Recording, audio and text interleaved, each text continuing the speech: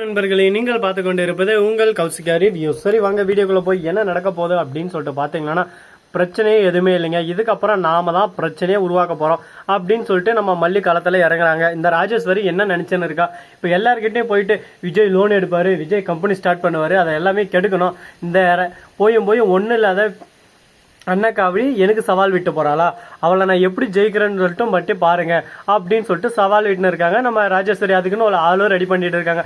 அந்த கையால் சும்மா இருப்பானா, சும்மாவே எகிருவான். இப்போ வேற காசு வாங்கிட்டு இருக்கான், அதுவும் ₹1 ₹2 இல்லைங்க, 20 லட்சம். அவனோட வேலை என்னன்னு சொல்லிட்டு பார்த்தீங்கன்னா, விஜய் எங்கே போனாலும் அங்கே போயிட்டு விஜயை பற்றி தப்பான ஒரு ரிவ்யூவை, அவங்களுக்குள்ள ஒரு ஒப்பீனியனை அப்படியே சும்மா உருவாக்கி விஜயை கேன்சல் பண்ணணும், விஜய் எது ஒன்றுத்துலேயும் செலக்ட் ஆகக்கூடாது அப்படின்றதான் இவங்களோட எண்ணம். ஆனால் இது எல்லாமே பலிக்குமா பலிக்காதா அப்படின்னு சொல்லிட்டு பார்த்தீங்கன்னா, அனைத்தும் நடக்கிறதுக்கு வாய்ப்பு இருக்குது. ஆனால் எல்லா தவளையும் ஒரே மாதிரி இருப்பாங்க மாட்டாங்க.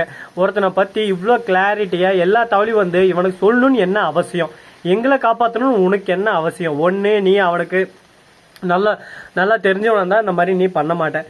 அப்படி உனக்கு ஆகாதவனா இருந்தா நீ இந்த மாதிரி பண்ணுறதுக்கு வாய்ப்பு இருக்குது. அந்த சமயத்தில் உனக்கு ஆகாதவன் நீ தப்பாக கூட சொல்லலாம்.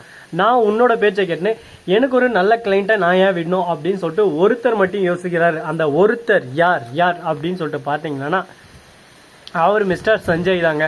அவர் வந்து பிஸ்னஸில் ரொம்பவே திறமையானவர்.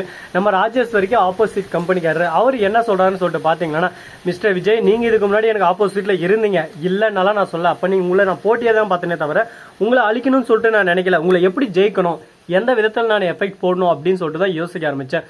கள்ளத்தனமாக உங்கள்கிட்ட அதை திருடி ஜெயிக்கணும் அப்படின்னு சொல்லிட்டு என்றைக்கு நான் யோசிச்சதில்லை. இப்போவும் அதை தான் நான் சொல்கிறேன். நீங்கள் எனக்கு சிறந்த ஒரு போட்டியாளர் தான். உங்கள் ப்ரொடக்ஷன் எல்லாமே சூப்பராக அருமையாக இருக்குது. ஆனால் உங்கள் மேலே எப்போ பழி மேலே பழி விழ ஆரம்பிச்சிச்சோ அது எல்லாமே சதி பண்ணி தீட்டினா வளன்னு சொல்லிட்டு நான் நல்லா புரிஞ்சுக்கிட்டேன்.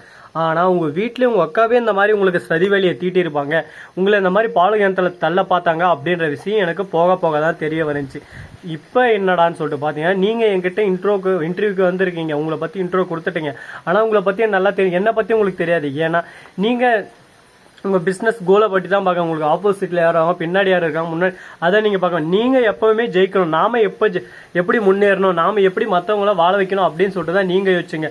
மற்றவங்கள ஜெயிச்சு போகணும், மற்றவங்களுக்கு கீழே இருக்கக்கூடாதுன்னு அப்படியே நீங்கள் யோசிக்கல. உங்களோடது உங்களுக்கு நீங்கள் பெஸ்ட்டாக இருக்கணும்னு சொல்லிட்டு உங்களோட எஃபெக்டை மட்டும் தான் நீங்கள் போட்டீங்க.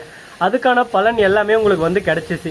அது போல தான் உங்களை பார்த்து தான் மோட்டிவேஷன்லாம் நானே இவ்வளோ தூரம் வந்தேன். இப்போ உங்களுக்கே அந்த நிலைமன்ற போது நான் உதவாமல் இருந்தேன்னா நான் மனுஷனே இல்லை. ராஜேஸ்வரி எனக்கு ஃபோன் பண்ணாங்க, இந்த மாதிரி விஜய் வருவான், அவனுக்கு எந்த உதவியும் செய்யாதீங்க, அவனை பற்றி எனக்கு நல்லாவே தெரியும், அவன் பக்கா 420 அப்படி இப்படின்னு சொல்லிட்டு உங்களை பற்றி என்னென்ன சொல்லணுமோ அந்த அளவுக்கு தவறுதலாக வார்த்தைகளை விட்டாங்க.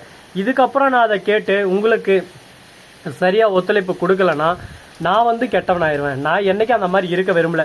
உங்களோட நீங்கள் தான் என்னோட ரோல் மாடல். உங்களுக்கே அந்த கஷ்டம்னா அது நான் தோத்த மாதிரி, உங்களை நான் தோக்க விட மாட்டேன். உங்களை எப்படி அசிங்கப்படுத்தி அவமானப்படுத்தி இந்த இடத்துக்கு உங்களை அனுப்புனாங்களோ அதே இடத்துல நீங்கள் போய் கெத்தா மாசா சீனா நிற்கணும். அதை நான் பார்க்கணும் சார், அதுதான் என்னோட ஆசை. இந்த கம்பெனி நீங்கள் ரன் பண்ணுங்கள், பார்ட்னர்ஷிப் போட்டு அமௌண்ட்டு நீங்கள் எதுவும் பே பண்ண வேணாம். ஏன்னா உங்ககிட்ட இல்லைன்னு சொல்லிட்டு எனக்கு நல்லாவே தெரியும். பார்ட்னர்ஷிப்க்கு உங்களுக்கு 10% வந்துடும் அப்படின்னு சொல்லிட்டு சொல்கிறாங்க. 10% எப்படி இருந்தாலும் மந்த்லி அவங்களுக்கு 30 லட்சம் அப்படி தான் லாபம். அதில் வந்து 10% நீங்களே கணக்கு போட்டுப்போங்க. வர்ற மாதிரி அப்படின்றதானே தோணுது. ஆமாங்க, வேற மாதிரி தான். கரெக்டாக நம்ம விஜய்க்கு ஒரு நல்ல ஆஃபர் கிடைச்சிருச்சு. ஆனால் இதை யூஸ் பண்ணிக்க மாட்டாரா?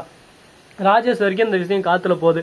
நாம் இவ்வளோ சொல்லி அந்த கம்பெனிக்காரன் என்ன நம்பிக்கையில் முன் வந்து விஜய்க்கு இந்த மாதிரி பண்ணிட்டு இருக்கா அப்படின்னு சொல்லிட்டு யோசிக்க தோணுது. நல்லவங்களுக்கு நல்லது நடக்காமல் இருக்காதுங்க. நல்லவங்களுக்கு நல்லது கண்டிப்பாக நடக்கும். நாம் என்னைக்கு நாம் மற்றவங்களுக்கு கெட்டது நடக்கும்னு சொல்லிட்டு நினைக்கிறோம்லோ அன்னைக்கு தான் நம்மளுக்கு கெட்டது நடக்கும். நம்ம ஜெயிச்சுனே இருக்கோமாரா அப்படின்னு சொல்லிட்டு நம்ம நினச்சின்னு போகவே கூடாது. வெற்றின்றது நிரந்தரம் இல்லைங்க, தோல்வின்றது நிரந்தரம் இல்லை. அதனால ரெண்டுத்தையும் அனுபவிச்சனுக்கு வாழ்க்கையில் வெறுப்பே இருக்காது. இப்போ நம்ம ராஜேஸ்வரி ஜெயிச்சுட்டாங்க, ஆனால் இப்போ திடீர்னு அவங்க தோல்வி அடிச்சாங்கன்னா வாழ்க்கையை அவங்க வெறுத்துருவாங்க. இதுக்கப்புறம் அந்த பக்கமே போக மாட்டாங்க. ஆனால் நம்ம விஜய் அப்படி இல்லை.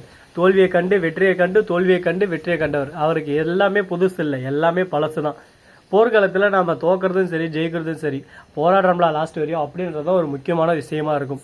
போராடணும், எவ்வளோ நேரம் ஆனாலும் சரி, எவ்வளோ செகண்ட் ஆனாலும் சரி. லாஸ்ட்டு இந்த செகண்ட் இருக்கா, நீ தோக்குறதுன்னு நினைக்கிற, தோத்துருன்னு நினைக்கக்கூடாது. அந்த செகண்ட் வரையும் நீ போராடணும். அதுக்கப்புறம் தான் அதுக்கான பதில் கிடைக்கணும். அந்த மாதிரி தான் இப்போதைக்கு நம்ம விஜய் எஃபெக்டாக போட்டு இருக்காரு. கண்டிப்பாக அவர் ஜெயிப்பாருன்ற நம்பிக்கை எனக்கு இருக்கு. இன்னைக்கு இல்லைனாலும் நாளைக்கு ஜெயிப்பாரு. நம்ம மல்லி அதுக்கு ஆப்போசிட்ல இன்னும் எஃபெக்ட் போட்டுன்னு இருக்காங்க.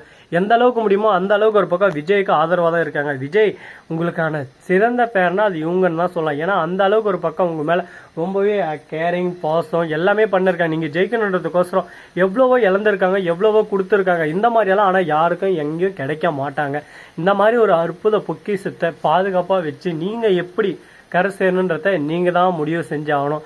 அதை விட்டுட்டு அவங்க இதை சொன்னாங்க, அவங்க ஜப்பான் போனாங்க, இவங்க லண்டன் போனாங்க அப்படின்னு சொல்லிட்டு அவங்க பேச்சை கேட்டு இத்தனை நாள் ஆடின மாதிரி திருப்பி ஆடினதா விஜய்க்கு அவ்வளோதான். விஜய் புரிஞ்சுக்கிட்டாரு, தெரிஞ்சிட்டாரு. இதுக்கு மேலே அவங்க அக்கா பேச்சை கேட்கவும் போகிறதில்ல, யாருக்குமே சேர்ந்து ஆடவும் போகிறதில்ல. தான் உண்டு தான் பாதை உண்டுன்னு சொல்லிட்டு நேர்பாதையில் போயிட்டு ஜெயிச்சு காட்ட போகிறாங்கன்னு சொல்லிட்டு நான் நம்புகிறேன். ஸோ நண்பர்களே, இந்த வீடியோ பிடிச்சிருந்தா லைக் பண்ணுங்கள், கமெண்ட் பண்ணுங்கள், ஷேர் பண்ணுங்கள், டிண்டிங் பெல்லை தட்டி விட்டு போங்க. அப்போ தான் நான் போகிற அடுத்தடுத்த வீடியோ உடனுக்குடன் வரும். மிக்க நன்றி. தேங்க்ஸ் ஃபார் வாட்சிங். டாடா செய்யும். நன்றி, வணக்கம், வந்தனம், வருக தருக. Tata, bye bye. வட்டா மாமே.